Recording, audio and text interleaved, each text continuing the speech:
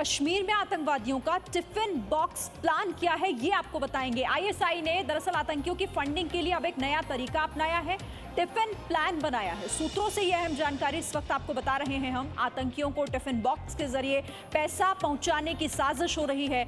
कश्मीर के डोडा से tiffin box के साथ एक युवक गिरफ्तार किया गया। पुलिस ने टिफिन बॉक्स से 1.5 लाख रुपए बरामद किए हैं। बताया जा रहा है कि लश्कर के आतंकियों को टिफिन बॉक्स के जरिए पैसा भेजा जाता था। कश्मीर के डोडा से टिफिन बॉक्स के साथ एक युवक गिरफ्तार हुआ है। तो आतंकियों को फंडिंग की अब ये जिस तरह से रोक लग गई है हर तरह से, अब ये नई साजिश और अब टिफिन बॉक्स के जरिए आतंकियों को फंड पहुंचाने का काम हो रहा है। डोडा इलाके से एक शख्स को गिरफ्तार किया गया जिससे इस साजिश का बड़ा खुलासा हुआ है।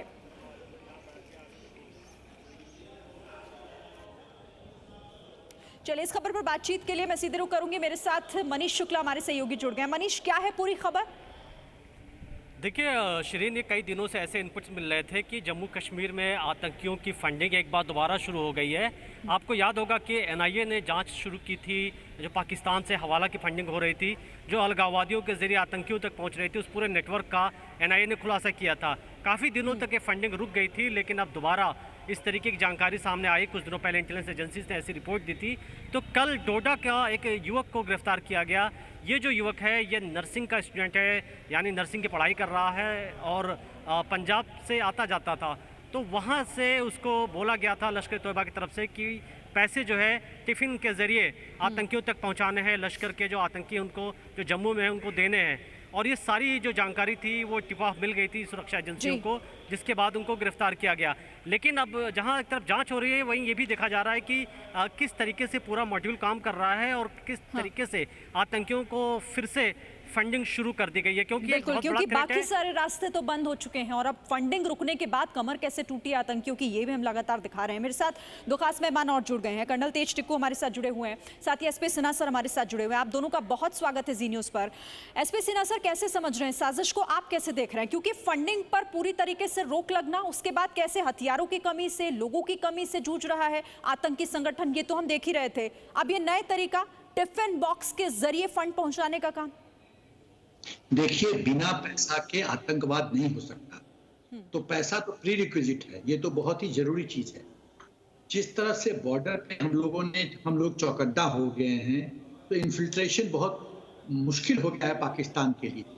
देखिए, गिलानी के बेटे ने खुद एडमिट किया था कि पाकिस्तान टेरर फंडिंग करता है और हरियत को भी पैसा देता है, और उसने पूरा मॉड्यूल समझाया था कि कैसे दुबई से गल्फ कंट्रीज से पैसा आता है, हवाला के माध्यम से दिल्ली कैसे पहुंचता है, एम्बेसी कैसे, पाकिस्तान एम्बेसी पहुंचता है, फिर दिल्ली के जामा मस्जिद इलाके में कैसे एजेंट्स के माध्यम से पैसा कलेक्ट होता है। ये तो सब कुछ खुलासा हम नहीं कह रहे हैं, ये गिलानी का बेटा ने एडमिट किया है, माना है, स्वीकार।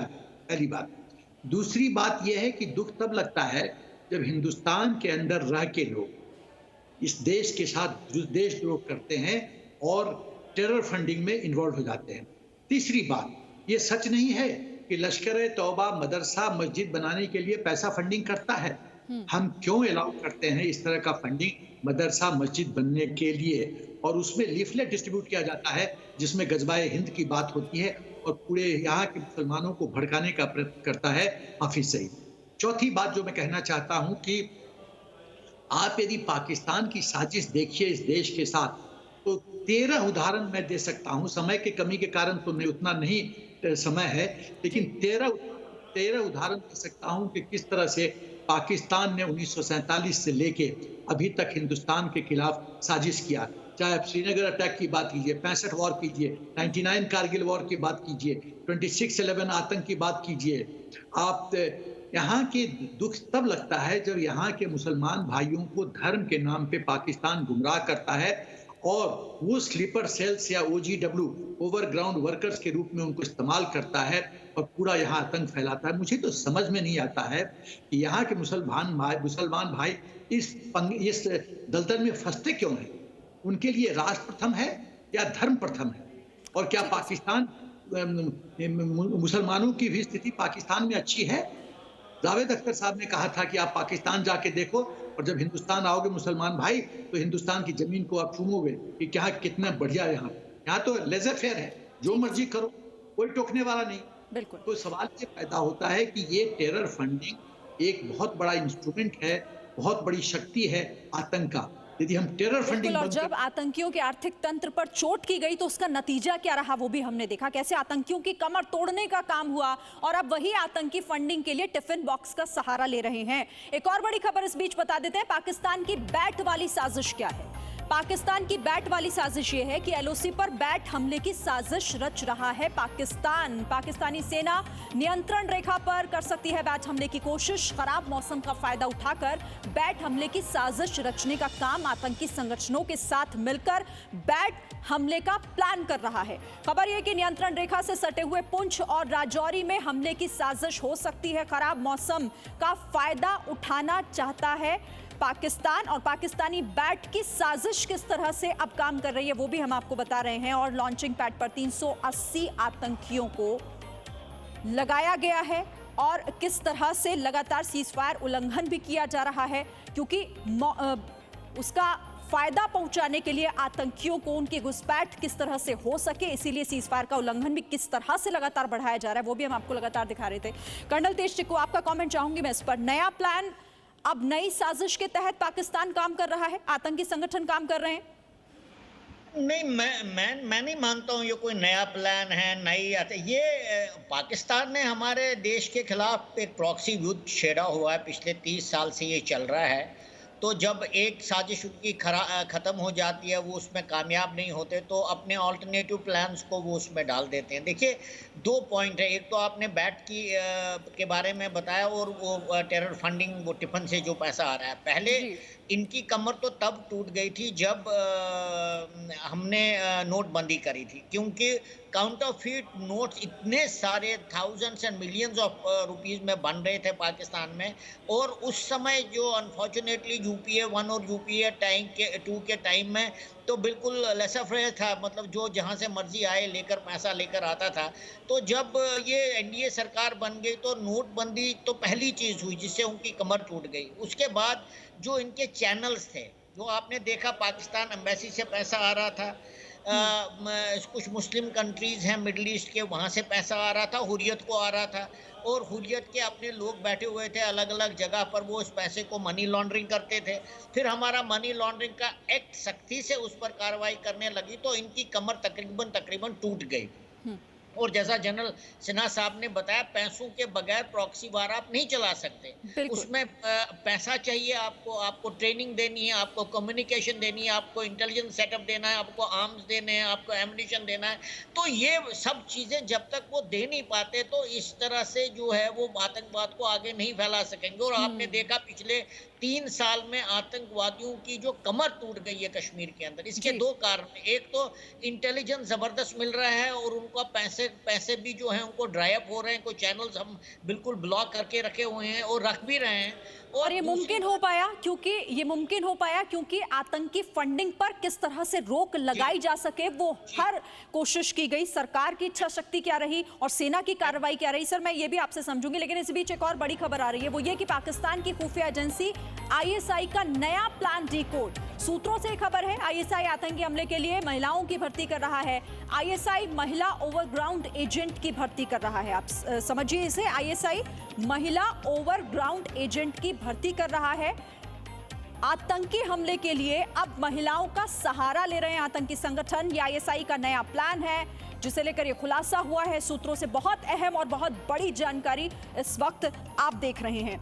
एसपी सिन्हा सर, अब चूंकि ऑपरेशन ऑल आउट से हारे तो महिलाओं के सहारे, यही समझ आ रहा है इस खबर से? तो देखिए, एक कायर देश की कायर आर्मी जो जानती है कि हिंदुस्तान के फौज के सामने वो टिक नहीं सकती, पहले वो आतंक गुंडों, देखिए आपने किसी फौज से लड़ती है, आपने किसी फौज को देखा है अपनी जिम्मेदारी दूसरे को डिप्यूट करने के लिए, दे देने के लिए?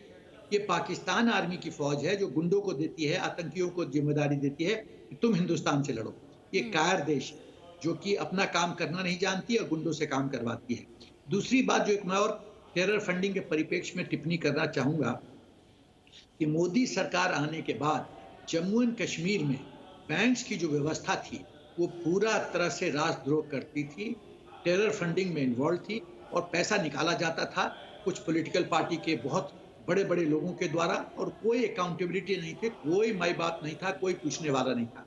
जब इस पे अंकुश लगा मोदी जी के द्वारा तो बहुत परिवर्तन आया कि उन्होंने देखा कि बैंक्स के माध्यम से तो उनका टेरर फंडिंग का क्या रास्ता था, टेरर वाला और बैंक्स, जेएनके के बैंक्स, ये दोनों बंद हो गए काफी, तो उनको में तो तबाही मच गई। तो ये जो मोदी सरकार है ने बहुत अच्छा काम किया। तीसरी बात जो मैं कहना चाहता हूँ, जो सबसे बड़ी मेरी चिंता की विषय ये लगती है कि जब देश के अंदर रह के लोग राजद्रोह करते हैं तो मुझे बहुत खराब लगता है। वो और ये वही लोग थे ना सर, इनका आप मुझे लगता है उन्हीं का जिक्र कर रहे हैं, जब ये आतंकी फंडिंग पर, जब अलगाववादी संगठनों पर कार्रवाई हो रही थी तो वो इसे आजादी से जोड़कर देख रहे थे। ठीक है सर, मैं आपके पास आती हूँ। एक और बड़ी खबर आ रही है, पाकिस्तान की बड़ी आतंकवादी साजिश का खुलासा खुफिया सूत्रों से। ये बड़ी खबर, तालिबानी आतंकवादियों को कश्मीर भेजने की फिराक में है पाकिस्तान। तालिबानी अफगानी आतंकियों को ट्रेनिंग दे रहे हैं पाकिस्तान के कमांडो। पाकिस्तानी सेना के स्पेशल सर्विस ग्रुप के कमांडो आतंकियों को ये ट्रेनिंग दे रहे हैं। अफगानिस्तान में किसी गुप्त जगह पर आतंकियों को ट्रेनिंग देने का काम हो रहा है। मनीष शुक्ला, क्या और इन्फॉर्मेशन इस खबर पर? देखिए, जैसा कि आपको मालूम है कि 380 के करीब आतंकी इस वक्त लॉन्चिंग पैड पर इकट्ठे हैं जो जम्मू कश्मीर में दाखिल होना चाहते हैं। और ये ऐसे इनपुट आ रहे हैं कि जो कैंप इनके हैं जहां पर ये आतंकी रखे जाते हैं और वहां से जो लॉन्चिंग पैड पर लाए जाते हैं, इन कैंप में जो तालिबानी और जो अफ़गानी मूल के आतंकी हैं वो यहाँ मौजूद हैं। और इससे पहले भी इनपुट आए थे कि जैश ए मोहम्मद के जो आतंकी हैं उनको पाकिस्तान, अफ़गानिस्तान के जो अलकायदा और तालिबान के कैंप हैं उसमें वो ट्रेनिंग दिला रहे हैं ताकि उसको अफ़गानिस्तान में भी यूज़ किया जाए, कश्मीर में यूज़ किया जाए। आप जानते हैं कि इस वक्त अमेरिका की बातचीत चल रही है वहाँ तालिबान से, और कई ऐसे कैंप हैं जो खाली पड़े हैं और उसका इस्तेमाल ISI कर रही है भारत के खिलाफ। तो जहाँ लॉन्चिंग पैड के आसपास तालिबानी आतंकी देखे जा रहे हैं वहीं अफ़गानिस्तान में जैश ए मोहम्मद को ट्रेनिंग दी जा रही है। कोशिश ये हो रही है कि भारत में उसी तरीके का हमला कराया जाए जैसा कि हम विजुअल्स देखते हैं अफ़गानिस्तान में अटैक होने का, जब कोई गाड़ी आकर के टकरा जाती है या डेडली आतंकी निकल करके हमले करते हैं, उस तरीके के हमले कराने की कोशिश है। तो जाहिर है हमारे लिए एक चैलेंज है और हम सबको मिल करके अब जो भी हमारी कोशिश है कि आतंकियों को घुसपैठ न हो पाए, जो आतंकी कश्मीर मौजूद हैं उनका जल्द से जल्द सफाया किया जाए। बड़ा चैलेंज, लेकिन इस चैलेंज को हमारी सेना किस तरीके से पूरा करेगी हम जानते हैं, क्योंकि ऑपरेशन ऑल आउट के तहत कैसे आतंकियों की कमर तोड़ने का काम जम्मू कश्मीर में हुआ है वो भी हम हर दिन देख रहे हैं। बहुत शुक्रिया आप सभी का हमारे साथ जुड़ने के लिए और इस चर्चा में शामिल होने के लिए। एक और बड़ी खबर आ रही है जम्मू कश्मीर से, जहां पर बीजेपी नेता की हत्या कर दी गई है। बीजेपी नेता अब्दुल हमीद नजर को कल बडगाम में गोली मारी गई थी। बीजेपी OBC मोर्चा के जिला अध्यक्ष थे अब्दुल हमीद नजर, जिन्हें श्रीनगर के एक अस्पताल में एडमिट कराया गया था, लेकिन वहां पर इलाज के दौरान उनकी मौत हो गई।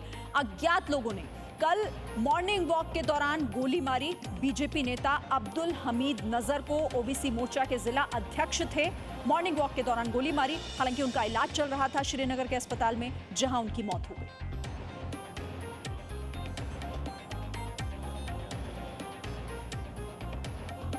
Presenting B News app, available on Google Play and App Store. Download it now.